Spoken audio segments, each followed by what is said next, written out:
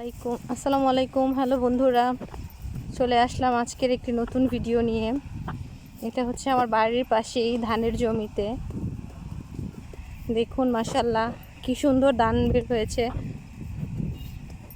আর মাত্র কয়েকদিন তারপরই ধান কাটা শুরু হবে। দেখুন কি সুন্দর বিস্তৃত ফসলের মাঠ। এই ধানের ভরা ক্ষেত দেখলেই মনে পড়ে যায়